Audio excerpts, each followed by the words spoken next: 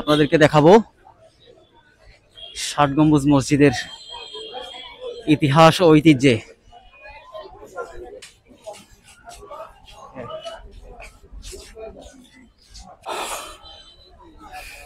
দেখেন, এটা হচ্ছে মানে ৬০ গম্বুজ মসজিদে ঢোকার প্রবেশ করার প্রধান গেট।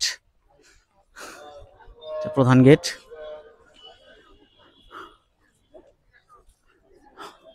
বেশ কিছু ফরেনারও দেখা যাচ্ছে।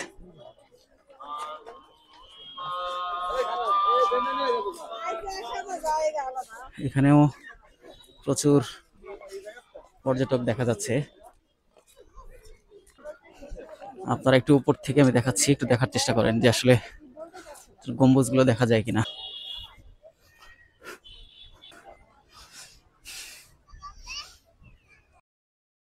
ডান পাশের একটা গম্বুজ, ঠিক আছে,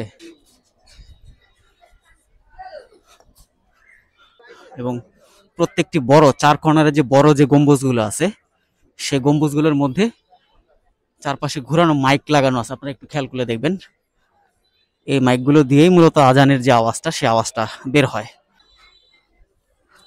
ঐতিহাসিক ৬০ গম্বুজ মসজিদ আপনারা দেখছেন।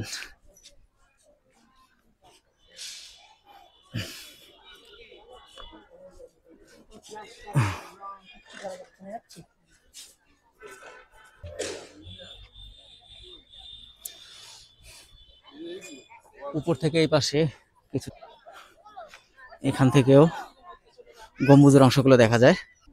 কোনো চেঞ্জিং আনা হয় নাই, কিছুটা সংস্কার করছে, কিন্তু ওই সংস্কারটা জাস্ট খালি উপরে একটু ঘষা মাজা করে যদি কোথাও নষ্ট হয় সেখানটাও একটু ঘষা মাজা করে দেওয়া হয়েছে, বাস এতটুকুই। এটা বিশাল বড় একটা পুকুর। এখানে স্থানীয় অস্থায়ী সবাই চাইলে এখানে গোসল করতে পারে, কোনো অসুবিধা নেই। আর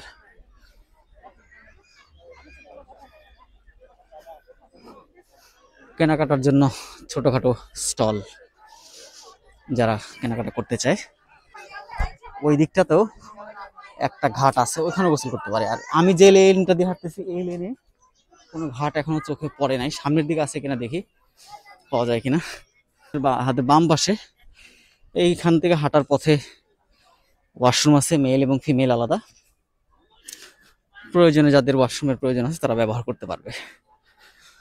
আমি একটু শেষ পর্যন্ত যেতে চাচ্ছি, যে আসলে মানে ৬০ গম্বুজ মসজিদের যে অংশটা আপনারা এখন দেখতে পাচ্ছেন, ওই মসজিদের অংশটা থেকে এখানে যে পুকুর পাড় আছে, এই পুকুর পাড়ের অংশটা শেষ কোথায় গিয়ে শেষ হয়েছে এবং কতটুকু জায়গা, এটা আপনাদেরকে আমি একটু দেখানোর চেষ্টা করতেছি। বাস এতটুকুই, যাতে করে আপনারা একটা ধারণা নিতে পারেন যে আসলে আপনারা এই পর্যন্ত এই জায়গাটা মিস না হয়।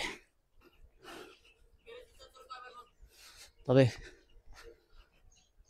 একটু ভিতরে আসার পরে একটু শুনশান পরিবেশটা, একটু ঠান্ডা নিরিবিলি পরিবেশ, ভালো। আচ্ছা, আমার মনে হয় আর সামনে যাওয়ার কোনো প্রয়োজন নাই, কারণ ওইখানে আর ওই যে দুটো ঘর দেখতে পাচ্ছেন, ওই ঘরের ওই সামনে আর যাওয়ার জায়গা নাই। হ্যাঁ, ওইটাই সর্বশেষ। আর ওইখানে ব্যারিকেড দেওয়া আছে, ব্যারিকেড দেওয়া আছে এখানে, ঠিক আছে, মানে সীমানা নির্ধারণ করা আছে। এটা আবাসিক এলাকা, আবাসিক এলাকার সীমানা নির্ধারণ করা আছে। ওই সীমানার পরে আর মানে আবাসিক এলাকা শুরু হয়ে যাওয়ার কারণে ওইদিকে যাওয়ার আর কোনো সুযোগ নাই। ৬০ গম্বুজ মসজিদ ক্যাম্পাসে রোপণের ইতিহাস 25 জুন 1913 খ্রিস্টাব্দে দ্য ক্যালকাটা গেজেটের মাধ্যমে ঐতিহাসিক ৬০ গম্বুজ মসজিদকে প্রত্নতত্ত্ব অধিদপ্তরের প্রত্ন সম্পদ হিসেবে ঘোষণা করা হয়। সে সময় বারাকপুর বাগেরহাট নির্বাসী বৃক্ষপ্রেমী জনৈক মরহুম পরাণ হাওলাদার গেজেটকৃত সম্পত্তির সীমানায় কয়েকটি রেইনট্রি গাছ রোপণ করেন। যতদূর জানা যায় যে রেইনট্রি গাছগুলো যশোর থেকে এনে তিনি প্রথম ৬০ গম্বুজ মসজিদ এলাকায় রোপণ করেন। কালের পরিবর্তনে শতবর্ষী গাছ দুটি ঐতিহাসিক ৬০ গম্বুজের মসজিদ ক্যাম্পাসের প্রাকৃতিক সৌন্দর্যের অবিচ্ছেদ্য অংশ। বেশ লম্বা গাছ এবং অনেক বড়, অনেক বয়স্ক গাছ মনে হচ্ছে।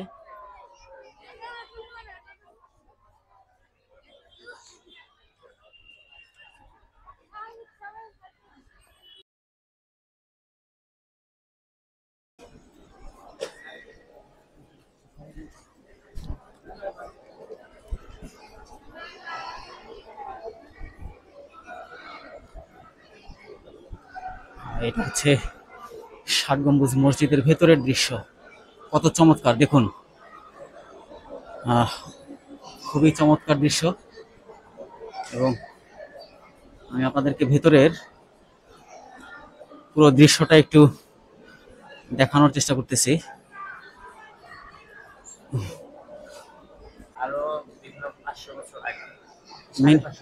মিনিমাম 550 বছর আগের তৈরি করা এই মসজিদের কারুকার্যগুলো কত সুন্দর।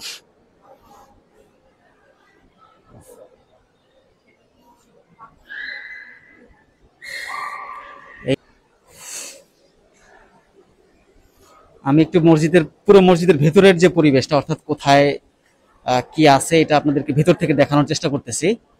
এখানে অনেক বড় মসজিদের এরিয়া হওয়াতে এই যে দেখেন মসজিদের ভেতরে উপরে কিন্তু কোনো সিলিং ফ্যান নাই। হ্যাঁ, আপনারা ভালো করে খেয়াল করে দেখবেন, একটা সিলিং ফ্যানও কিন্তু উপরে নাই। যখন অতিরিক্ত গরম হয় তখন এরকম সাইড থেকে এই স্ট্যান্ড ফ্যান যেগুলো বলা হয়, এই স্ট্যান্ড ফ্যানগুলো ইউজ করা হয় যখন অতিরিক্ত গরম পড়ে। এছাড়া কিন্তু এখানে গরমও লাগে না, আমি যতদূর বুঝতেছি আর কি।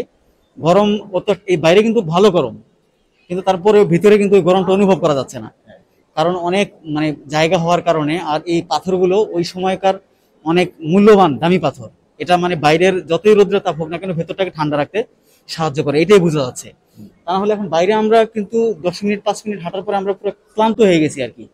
এখানে আসার পরে কিন্তু শরীরটা এখন রিল্যাক্স লাগতেছে, অনেকটা ঠান্ডা ভিতরে। আর ফ্যান নাই, তারপরে বোঝা যাচ্ছে না যে আসলে গরম।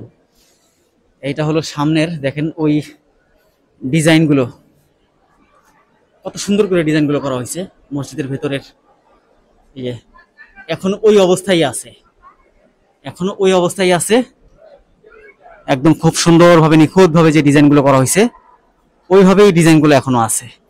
প্রত্যেকটা সামনের যে ডিজাইনগুলো ওইভাবেই এখনো আছে।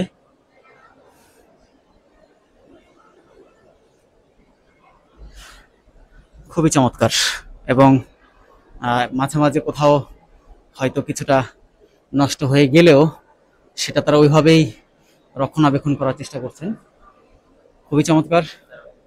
দেখেন যে মসজিদের উপরের যেই সিলিংটা, অর্থাৎ গম্বুজের ভিতরের অংশটা দারুণ, এক কথায় দারুণ। এবং প্রত্যেকটা কাজ তখনকার সময় যে যারা কাজটা করছে কি পরিমাণ মেধা খাটানোর পরে যে এই কাজগুলো করা হয়েছে।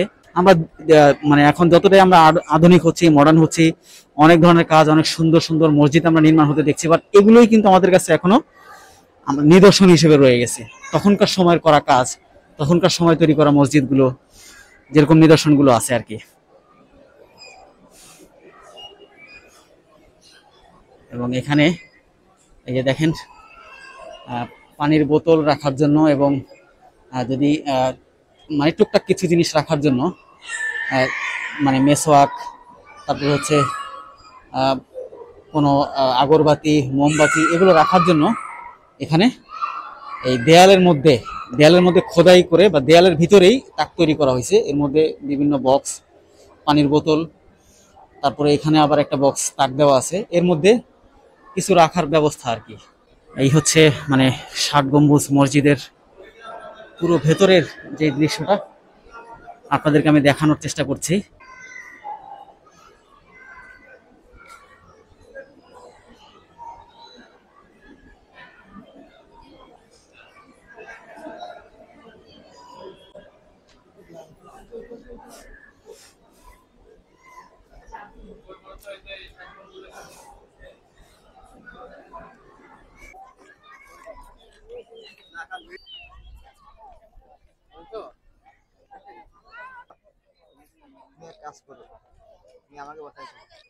এবং মসজিদের ডানে এবং বামে, মূল ফটকের ডান দিকে একটি এরকম বড় রেইন ট্রি, যেটা আপনারা ওই পাশে দেখতে পাচ্ছেন হাতের বামে। আর ঢোকার পরে হাতের ডান পাশে এরকম আরেকটা বড় গাছ দেখা যাবে। যে দুইটা গাছই আসলে অনেক বড় গাছ। যে দুটা 1913 খ্রিস্টাব্দে 25 জুন এই গাছটা রোপণ করা হয়েছে বলে এখানে তারা দাবি করছে। তাদের এখানে ছোট্ট একটা লিফলেট লাগানো আছে। আর অনুগ্রহপূর্বক প্রাচীন গাছে ওঠা এবং চড়া থেকে বিরত থাকুন, অর্থাৎ অনেকেই এই গাছের যেই গোড়া, এখানে বসে উঠে ছবি তোলার বা বিভিন্ন সেলফি তোলার চেষ্টা করি, এই জন্য আসলে এই নির্দেশনাটা দেওয়া হয়েছে। তবে গাছের যেই উপরের যেই মানে বিশাল বড় যে ডালপালা, এটার দৃশ্যটা খুবই সুন্দর এবং উভয় পাশ থেকে দুইটা গাছের যে ভিউটা চমৎকার একটা ভিউ। এবং আপনি সামনের পাশ থেকে দেখলে দুইটা গাছ দুই দিক থেকে বিশাল বড় একটা গেটের মূল ফটক বা স্বাগতম যে জানানো হয়, সেই স্বাগতমের চিহ্ন হিসেবে ব্যবহার করা যেতে পারে এই দুইটা গাছকে। উচ্চ শব্দ খেলাধুলার আয়োজন করবেন না, টিকটক করবেন না, ড্রোন ব্যবহার করবেন না, গাছে চড়বেন না, দেওয়ালে পরে হাঁটবেন না, খাওয়া দাওয়ার আয়োজন করবেন না, টিকটক করবেন না, অসংগঠিতভাবে কোনো ছবি তুলবেন না।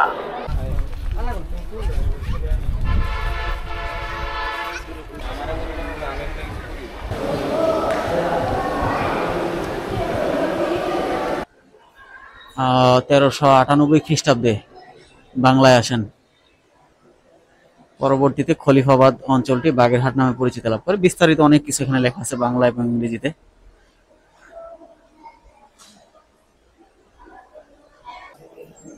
বিভিন্ন ডিজাইনের কালারের, ওগুলো সব ইট। তৈল প্রদীপ 1500 শতক, 12 বাজার কালীগঞ্জ, পোড়ামাটি। বড় পাত্রের কান্দা, পোড়ামাটি, 1500 শতক, ওই একই জিনিস আর কি, বিভিন্ন ব্যবহৃত আসবাব জিনিসপত্র। এখানেও পান পাত্র।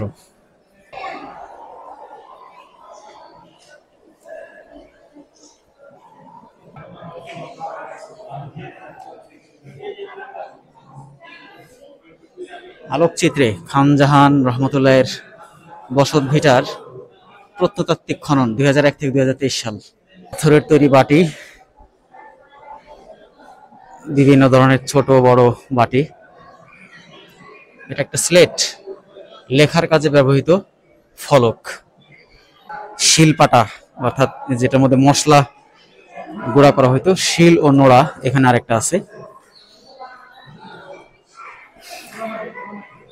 এখানে জালের কাঠি, আনুমানিক 17 থেকে 18 শতক, বিভিন্ন মাটির আসবাবপত্র, শৌখিন পাত্রের হাতল। খানজাহান রহমতুল্লাহের প্রাচীন রাস্তা খনন ও উন্মোচনকালে উদ্ধারকৃত বিভিন্ন প্রত্নতত্ত্ব, পোড়ামাটি।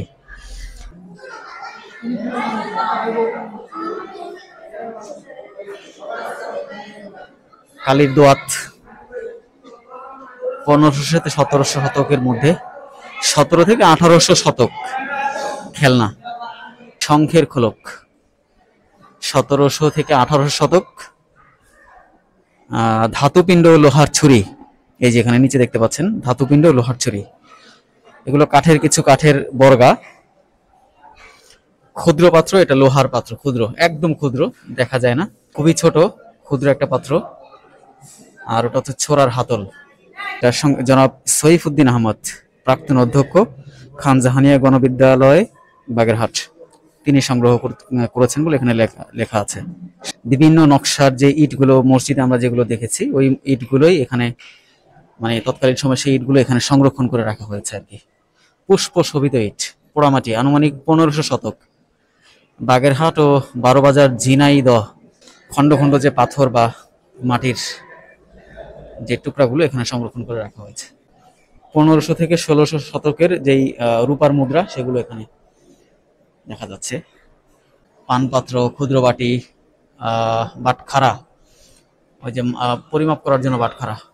আফতাবা, তরলাধার মাটি, মাটি দিয়ে তৈরি করা, 1500 শতকের ওই সময় তৈরি করা। ছোট হলেও, আকারে ছোট হলেও মোটামুটি এটার যেই সংরক্ষণ, যেই জিনিসগুলো রাখা হয়েছে, এগুলো খুবই গুরুত্বপূর্ণ এবং অনেক কিছু শেখার আছে এটা থেকে। 60 গম্বুজ মসজিদের ভিতরের অংশ, বাইরের অংশ এবং চারপাশের যেই সৌন্দর্য, সেটা যতটুকু সম্ভব আমি আপনাদেরকে দেখানোর চেষ্টা করছি। সর্বশেষ আরও কিছু অংশ আপনাদেরকে আমি একটু দেখাতে চাই।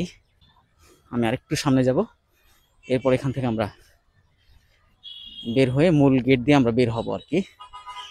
তো আজকে এই পর্যন্ত।